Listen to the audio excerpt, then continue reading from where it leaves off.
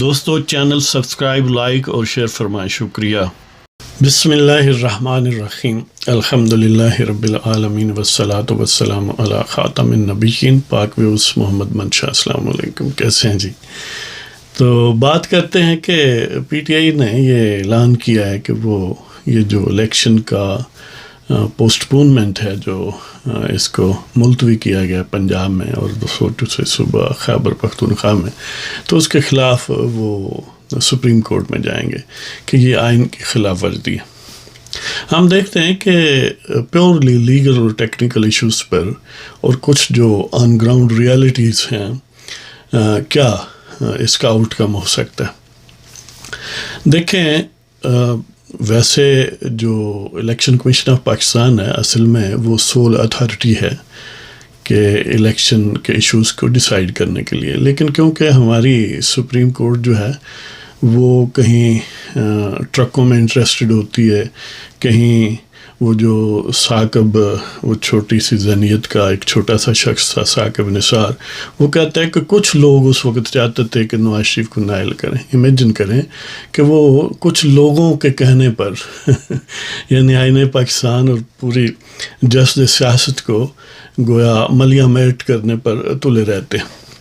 تو بہرحال پہلے تو یہ ہے کہ یہ ایشو کریٹ کیوں ہوا ہے، اس کی ظاہر ہم ملٹیپل ٹائمز اس کی بات کر چکے ہیں کہ جو عدلیہ کی ٹرک وردینس ہے، جو عدل والے اپنے ٹرک کو انشور کرنے کے لیے عمران خان کو حصورت میں رکھنا چاہتے ہیں، اور اس میں سائیکولوجیکل وجوہات بھی ہیں کہ ان کو ظاہر ہے جنرل باجوہ اینڈ کمپنی فیض وغیرہ نے یوز کیا، اور وہ اب یوزڈ اسٹیٹس سے واپس نہیں آنا چاہتے، لہذا انہوں نے مینیپولیشن وغیرہ کی، تو یہ ایک کرائسس کریٹ انہوں نے خود کیا۔ اب اگر ٹیکنیکلی اس معاملے پر پیورلی اسی کنسیپٹ کو دیکھیں کہ کیا پوسٹ پونمنٹ لیگل ہے، کانسٹیٹیوشنل ہے یا نہیں ہے، اگر یہ نہیں ہے تو اس کا اب حل کیا ہے؟ کیا سپریم کورٹ اس کو اپنی مرضی کے مطابق اور اپنے اسپانسرز کو سودنگ مہیا کرنے کے لیے، ان کو اپیز کرنے کے لیے یہ اس میں کوئی کر سکتی ہے کچھ کارروائی یا نہیں؟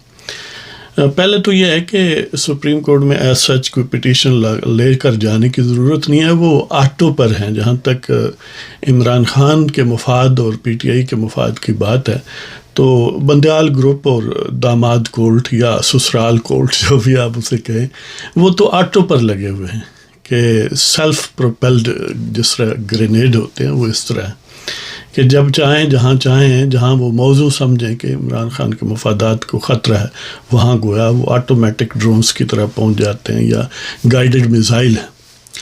تو یہ ایشو یعنی جو election commission versus supreme court ہے، ظاہر ہے یہ آیا ہی خود سپریم کورٹ کے انیشیٹو پر ہے، اور انہوں نے فرام نو ویئر اس کو کریٹ کیا ہے، لہذا وہ اسی کو کنٹینیو کر سکتے ہیں۔ خود بندیال صاحب فرما چکے ہیں جب شارٹر دیا تھا کہ ایمپلیفیکیشن کا چانس ہے، یعنی اس میں کمی بیشی ہم کر سکتے ہیں، اور پھر یہ بھی ریسنٹلی انہوں نے کہا کہ اگر بدنیشتی وہ دیکھیں گے، یعنی اپنی بدنیشتی نہیں ہے کہ ٹرک دروازے پر کھڑے ہیں اور وہ دونوں بازوؤں کے ساتھ ٹرک کے ساتھ لٹکے ہوئے ہیں اور بندیال صاحب ان کی ٹانگوں کو پکڑے ہوئے ہیں۔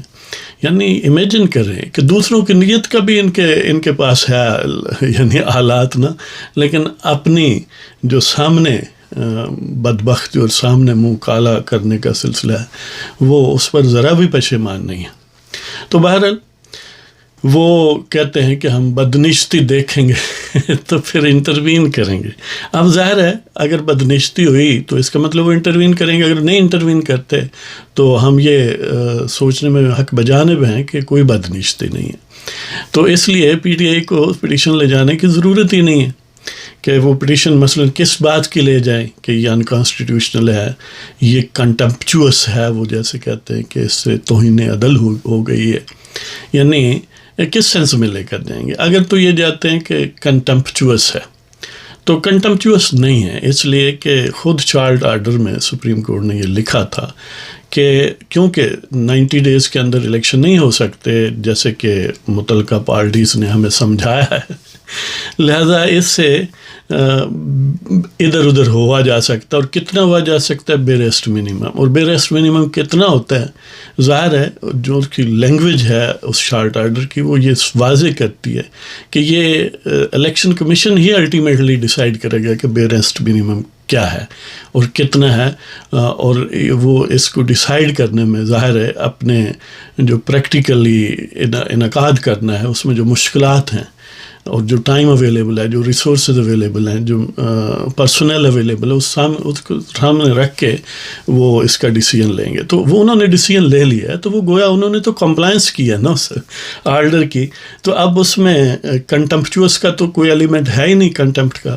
اور بالفرض اگر کنٹمپٹ ہو بھی تو چیف الیکشن کمشنر کے خلاف کنٹمپٹ اگر لگائیں گے تو چیف الیکشن کمشنر بھی اصولاً تو اس کے پاس بھی کنٹمپٹ کی پاورز ہیں، خود سپریم کورٹ کا ڈیسیجن ہے تو وہ بھی کنٹمپٹ لگا سکتا ہے نا کہ ٹرکاں سن بلا کے کیوں تخوار کر دینا، انہوں نے مامے دا ملک ہے جی.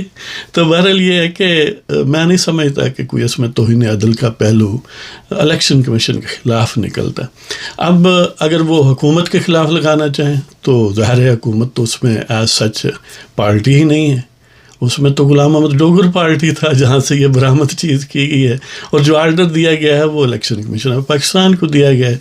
اب کہ الیکشن کمیشن کو آئین کہتا ہے کہ وہ شاید آرٹیکل 220 ہے کہ ساری جو ایگزیکٹو ہے اس کو ڈائریکشن دی ہے کہ وہ ان کو اسسٹ کریں یا ان کو انیبل کریں الیکشن کے انعقاد میں. تو اس کا بھی الٹیمیٹلی ڈٹرمنیٹ تو الیکشن کمیشن ہے، وہ کہے گا کہ یہ انیبل مجھے نہیں کرتے، یعنی ان میں وہ کوئی ایکوزیشن ریز کرے گا کہ ان میں میل کنٹینٹ ہے، بدنشتی ہے، جان بوجھ کے نہیں کرتے.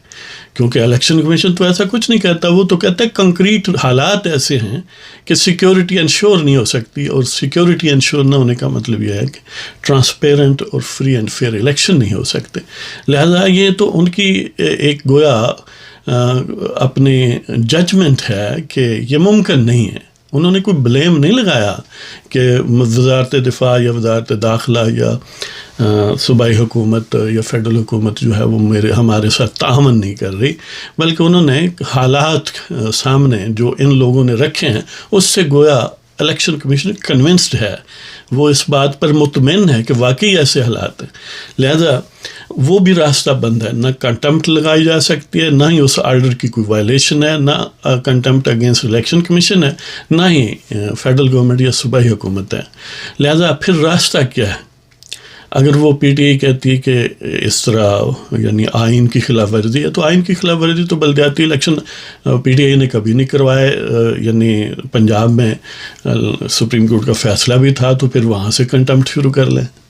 پھر آئین میں کہیں نہیں لکھا تھا کہ پرویز لائی کو ووٹ دیں تو وہ جائز ہیں اور خلاف دیں تو نہ صرف وہ ووٹ ناجائز ہیں، ان کا کوئی اثر نہیں ہے، وہ کاؤنٹ نہیں ہوں گے بلکہ وہ بندے ہی نااہل ہو جائیں گے. آئین میں ایسی کوئی بات نہیں لکھی، تو پھر آئین کی وائلیشن تو وہاں بھی ہے. اور اگر آئین یہ کہتا ہے کہ ایک مخصوص مدت میں کوشش کریں الیکشن کروانے کی، تو اس پر اصرار اور بھی زیادہ کرتا ہے کہ فری اینڈ فیئر ہوں، اور فری اینڈ فیئر کے راستے میں رکاوٹ سیکیورٹی نہ ہونے کی ہے، اور ظاہر ہے اور بھی بہت سارے اس سے جڑے معاملات ہیں. لہذا میں نہیں سمجھتا کہ وہ پٹیشن کوئی ایسی کوئی بڑی دھماکہ خیز ہوگی. ہاں اگر آپ اس کے ساتھ ٹرکوں کا وزن ڈالیں تو یقیناً ظاہر ہے ان کے یار ٹرک میں بڑی طاقت ہوتی ہے، کتنے آرس پاور کا ہوتا ہے جی اس کا انجن خاص طور پر وہ جو بڑا لمبا سا ٹرک ہوتا ہے 22 ویلر.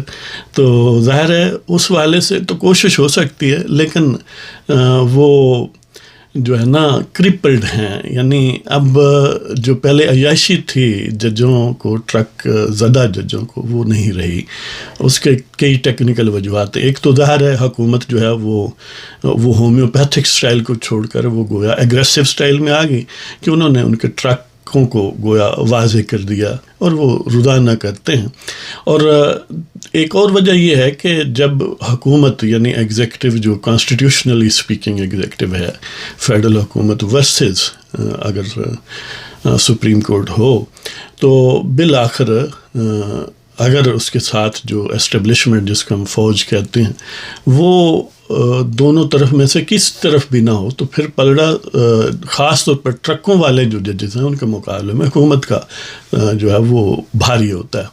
لہذا یہ بھی راستہ نہیں ہے کہ پھر یہ ایک یعنی کئی زرخیزیں جیسے وہ جیلم کا سائنسدان ہے فواد، وہ کہتا ہے کہ ہائی ٹریزن لگائیں، آرٹیکل 6 لگائیں. آرٹیکل 6 لگانے کے لیے حکومت فیڈرل حکومت انیشیٹو لے سکتی ہے، دوسرا تو کوئی لے ہی نہیں سکتا، انکلوڈنگ سپریم کورٹ نہیں لے سکتا.